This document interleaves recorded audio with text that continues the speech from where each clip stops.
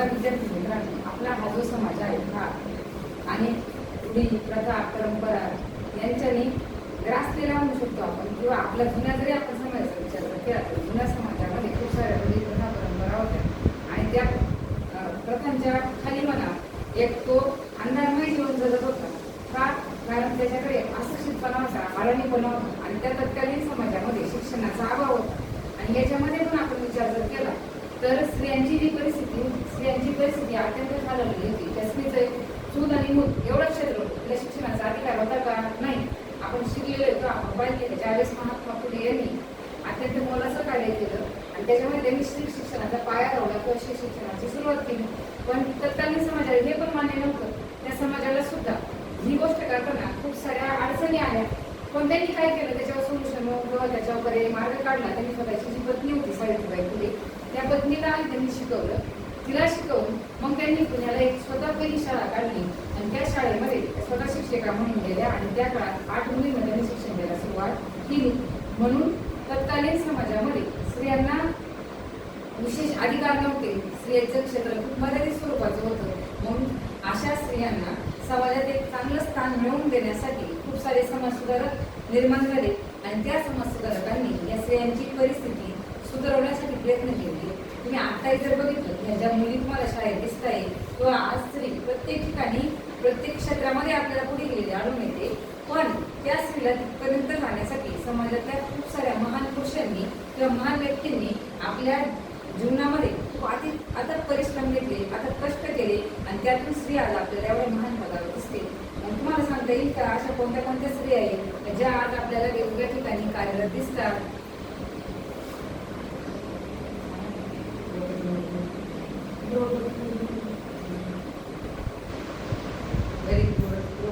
झाल्या किंवा आपल्या पहिल्या राष्ट्रपती होत्या प्रतिभाताई पाटील. तुम्ही आज बघत असाल का पायलट चालवणाऱ्या स्त्री आहे. बऱ्याच ठिकाणी आमदार खासदार स्त्री आहे. IAS IPS सुद्धा तुम्हाला स्त्री आढळून येते. म्हणजे आता आपण एकही क्षेत्र प्रत्येक क्षेत्राचा जर विचार जर केला तर असं एकही क्षेत्र नाही त्या ठिकाणी आपल्याला स्त्री आढळून येणार नाही.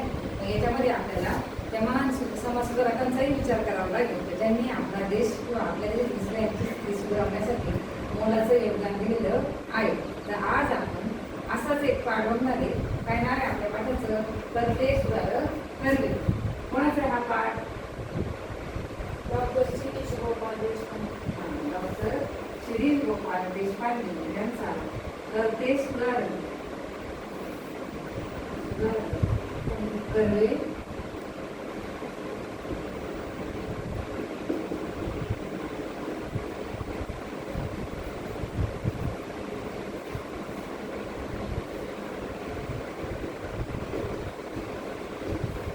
करते सुधारक कर्वे हा पाठ आपण बघणार आहे.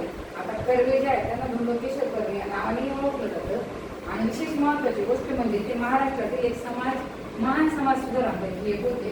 त्यांची या पाठामध्ये आपल्याला घ्यायची आहे, माहिती घ्यायची आहे. मी वाचते, तुम्ही पण तुमच्या पुस्तकामध्ये सगळ्यांनी लक्ष ठेवा. रेडिओ रात्रीच्या बातम्या आले होते. भारतरत्न महर्षी धोंडो केशव कर्वे यांचे वयाचे 105व्या वर्षी निधन झाले. माझ्या आजोबांचे डोळे दिसले. कळत्या वयात जाणवू लागले. नातेवाईक नसलेले गृहस्थ 105व्या वर्षी जाऊन सुद्धा त्यांच्यासाठी डोळे भरून येत असतील तर त्यांचे कार्य खूपच मोठे असले पाहिजे. स्वातंत्र्य समराच्या काही धुमाळीच्या काळात म्हणजे 18 एप्रिल 1858 रोजी कर्वे यांचा जन्म झाला. नंतर 15 ऑगस्ट 1947 रोजी राष्ट्रीय स्वातंत्र्यही त्यांच्या डोळ्यादेखत गमावले गेले. पण स्वातंत्र्य केवळ राष्ट्रीय मिळून भागत नाही, स्वातंत्र्य हे संपूर्णच हवे असते हे त्यांच्या आधीपासूनच जाणवत होते. या देशातील स्त्री गुलाम आहे. राष्ट्रीय स्वातंत्र्य कमवल्यावर सुद्धा ती गुलामच राहील हे त्यांना दिसत होते. तिला स्वातंत्र्य व्हायचे असेल तर तिला भान यावयास हवे की आपण गुलाम आहोत हे भान शिक्षणाशिवाय येऊ शकत नाही. मात्र खुद्द भारतीय स्त्रीवर संस्कारच असे होते की ती आपल्या गुलामीला दागिना मानत असे. आपल्या समाजात स्त्रीचे स्थान देवीचे आहे असे भासवले जात असेल, पण तिला शूद्र समजून तिचा प्रचंड छळच केला जाईल. सबब तिने शिक्षित व्हायलाच पाहिजे असे कर्व्यांना ठामपणे वाटत होते. तथापि हे कार्य अतोनात कठीण आहे हेही त्यांना दिसत होते.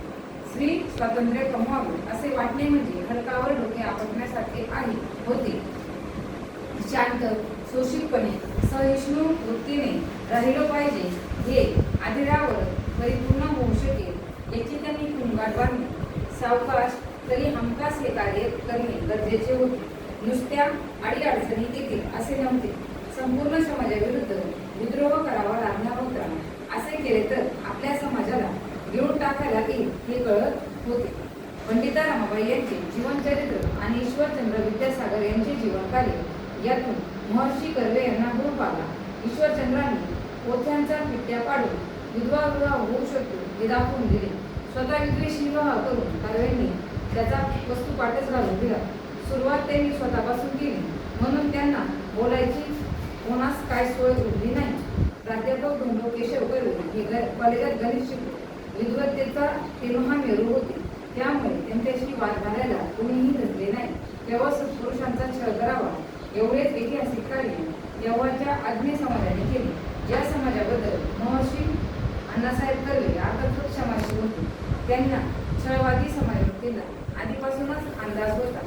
समाजाने केलेल्या धक्काबुक्की अण्णासाहेबांचे कपडे फाटत रोज त्यांना आपला शर्ट नाही तर कोट जिथे फाटला तिथे शिवून घ्यावा लागत असे. फाटके कपडे ते वापरत नसत. गावातील सुरक्षित समजल्या गेलेल्या लोकांची ससे बोलपट चालवली तरी कर्वेंनी त्यांना शिवाशाप न दिले ना आपल्या कार्यातून कर्वे विचलित झाले. जसे संत ज्ञानेश्वरांचाही छळ होता पण त्यांच्या साहित्याचे कुठेही उमटले नाही तसे कर्वेंचे आचरण संत ज्ञानेश्वरांच्या कवितांसारखेच राहिले.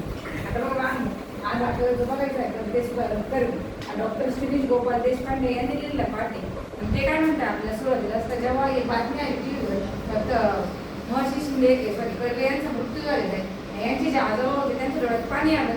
आता जर ती व्यक्ती अनोळखी आहे आणि त्या अनोळखी व्यक्तीसाठी जर आपल्या डोळ्यामध्ये पाणी येत असेल तर नक्कीच त्या व्यक्तीचं कर्तृत्व काय असू शकतं खूप आता महर्षी कर्वे जे आहे ते कॉलेजला प्राध्यापक होते पण स्वातंत्र्याच्या आपल्या ज्या घडामोडी घडल्या त्या स्वातंत्र्याचा आपण अभ्यास केला आहे. भारताला स्वातंत्र्य मिळवण्यासाठी सुद्धा त्यांनी खूप प्रयत्न केले. पण त्यांचं म्हणणं असं होतं की फक्त भारताला स्वातंत्र्य मिळवून उपयोग आहे का नाही तर आपल्या देशामध्ये स्त्रियांची जी स्थिती होती ती खूप खालावलेली होती. बरं तिची स्थिती खालावलेली आहे ही त्या स्त्रीची मानसिकता होती का नाही तुझं जीवनच फक्त स्वतःला एवढंच समजायची. माझं क्षेत्र काय आपल्या बाळांना लहानसं मोठं करणे कुटुंबासाठी आपल्या जबाबदार आहे त्या जबाबदाऱ्या आपण पार पाडणे. पण आपण गुलामगिरीत आहे आपण पारतंत्र्यात आहे असं त्या स्त्रीला वाटत होतं का नाही. मग कर्वे यांचं म्हणणं असं होतं का देशाला स्वातंत्र्य किती मिळालं पण जी निम्मी लोकसंख्या देशाची तीच जर विकसित नसली तीच जर सुशिक्षित जर नसली तर देशाचा विकास किंवा प्रगती होऊ शकते का नाही. मग त्यांनी पण स्त्री शिक्षणाला महत्त्व दिलं. पण कर्वे यांचं नाव कशासाठी घेतलं जातं सगळ्यात महत्त्वाचं म्हणजे कर्वे यांनी विधवांच्या ज्या पुनर्विवाहाला मान्यता दिली आणि तो पुनर्विवाह घडवून आणला. त्यांनी सांगितलं की पोथी पुराणांमध्ये जरी दिलंय तर त्या विधवा स्त्रीला कोणतेच अधिकार नाहीये पण ते आपण त्याच्या विरोधात जाऊन आपण त्या स्त्रीचं आयुष्य सुधारू शकतो आणि तिचं पुन्हा लग्न आपण लावून देऊ शकतो. म्हणून जगाला संदेश देण्यासाठी आपण एक म्हण ऐकली दुसऱ्याला सांगे ब्रह्मज्ञान स्वतः मात्र बोर्डे पाशा त्याचा त्यांनी लवले स्वतःच्या आयुष्यात आणला नाही. स्वतः लग्न करायचं त्यांनी आता विधवा स्त्रीबरोबर लग्न केलं आणि जगाला हे दाखवून दिलं तर विधवेचंही लग्न होऊ शकतं आणि तिलाही तिचं आयुष्य जगण्याचा तेवढाच अधिकार आहे. आता पुस्तकात लक्ष द्या सगळ्यांनी 9 झाल्या. रेडिओ रात्रीच्या बातम्या आले की भारतरत्न महर्षी धोंडो केशव कर्वे यांच्या वयाच्या 105व्या वर्षी निधन झाले. आता भारतरत्न माहिती तुम्हाला भारतरत्न हा एक किताब आहे आणि भारतामध्ये चांगलं काम करणाऱ्या व्यक्तींना हा दिला जातो. भारतरत्न बाबासाहेब आंबेडकर असतील सचिन तेंडुलकर असतील अशा खूप चांगल्या व्यक्ती होऊन गेल्या त्यांना हा दिलेला आहे. तर ते महर्षी कर्वे होते त्यांच्या कामाचं मोल म्हणून त्यांना हा सरकारने दिलेला महान पुरस्कार होता आणि त्यांचं निधन झालं होतं. ते वारले होते. माझ्या आजोबांचे डोळे किसले. किसलेचा अर्थ काय होतो तिसलेचा अर्थ काय घेणार आहे आपण तिसले या शब्दाचा अर्थ होतो पाणी.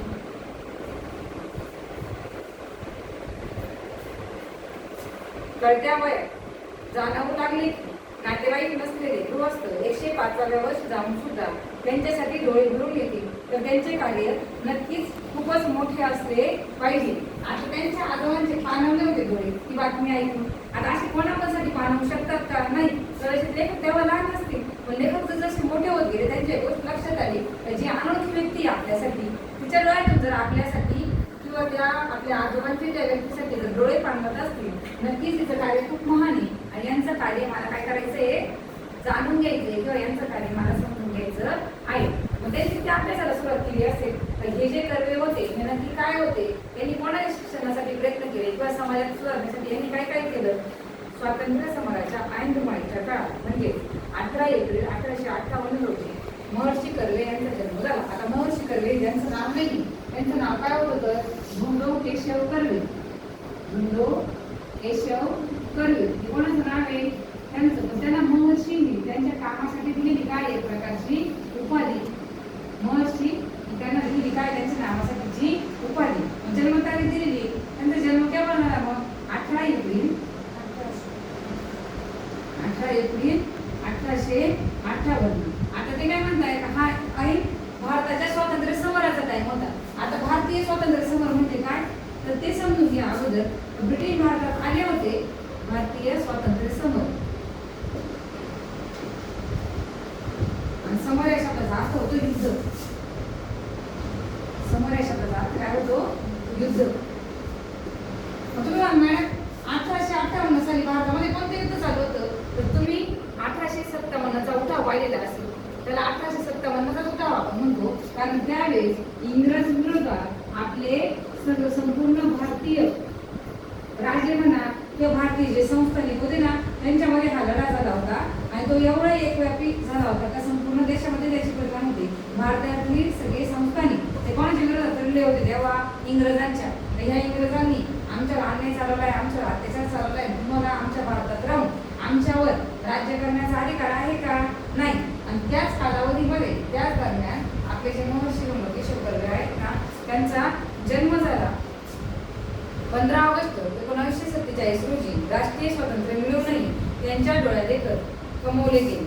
पण स्वातंत्र्य केवळ राष्ट्रीय मिळून भागत नाही, स्वातंत्र्य हे संपूर्णच हवे असते हे त्यांना आधीपासूनच माहीत होते. म्हणजे 15 ऑगस्ट 1947 ला आपला भारत देश काय झाला होता स्वतंत्र झाला 1947. आता ते त्या स्वातंत्र्य संग्रामामध्ये सुद्धा सहभागी झाले होते. तुम्हाला माहिती खूप साऱ्या लोकांनी बलिदान दिलं, खूप साऱ्या लोकांनी बऱ्याच गोष्टींचे त्याग केले आणि इथं आपल्याला स्वातंत्र्य मिळवून दिलं. पण त्यांचं म्हणणं काय होतं तर हे जे स्वातंत्र्य आपल्याला दिले जाते ब्रिटिश भारतातून निघून जाणार आहे पण भारतीयांच्या मनामध्ये सुद्धा त्या स्वातंत्र्याची भावना निर्माण होणं काय होतं गरजेचं होतं. त्याचं कारण मी तुम्हाला सांगितलं. आता स्त्रियांचा आहेच प्रश्न याच्यामध्ये. पण तत्कालीन जो भारतीय समाज होता हा जातीमध्ये विभागला गेलेला होता आणि ती जातीयवाद ती कट्टर होती त्यांची. तर दलित समाजले जाणारे जे लोक होते ना त्यांनाही समाजात चांगली वागणूक होती का नव्हती. आणि स्त्री आताची स्त्री जशी गाड्या बाहेर पडते तिची निर्णय ती स्वतः घेते तो का तसा नव्हता. त्या स्त्रीला फक्त खाणे मुलबाळ असतील ते सांभाळणे आणि कुटुंबासाठी झिजणे एवढाच अधिकार होता. त्याच्याकडे अन्याय झाला अत्याचार झाला तिला कोणी मारहाण केली तरी तो पण तिला काही अधिकार होता त्याच्या विरोधात बोलण्याचा नाही. म्हणून आपल्याला महर्षी कर्वे काय म्हणताय की असं जे स्वातंत्र्य होतं देश स्वातंत्र्य झाला पण फक्त ते स्वातंत्र्य त्यांना अपेक्षित होतं का नाही तर त्या स्वातंत्र्याबरोबर त्यांना संपूर्ण स्वातंत्र्य हवं होतं. म्हणजे प्रत्येक व्यक्तीला जीवन जगण्याचा अधिकार आहे आणि त्याच्यानुसार प्रत्येक व्यक्तीला जगता आलं पाहिजे या गोष्टींसाठी त्यांनी प्रयत्न केले. या देशातली स्त्री गुलाम आहे, राष्ट्रीय स्वातंत्र्य कमवल्यावर सुद्धा ती गुलामच राहील हे त्यांना माहीत होते. त्यांचं म्हणणं काय होतं त्या देशाची स्त्री गुलाम म्हणजे काय तुम्हाला मगाशी कसं सांगितलं स्वतःचे निर्णय घेण्याची क्षमता असून सुद्धा तिला तो अधिकार होता का नाही. त्या कुटुंबातून बाहेर किंवा घरातून बाहेर जाण्याचा तिला अधिकार नव्हता. त्यांचं म्हणणं तेच आहे तर त्या स्त्रीला जरी स्वातंत्र्य मिळाले पण ह्या घरातली स्त्री ती कशामध्ये राहणार होती गुलामगिरीतच राहणार होती. तिला स्वातंत्र्य व्हायचे असेल तर तिलाच भान यायला हवे की आपण गुलाम आहोत आणि हे भान शिक्षणाशिवाय येऊ शकत नाही.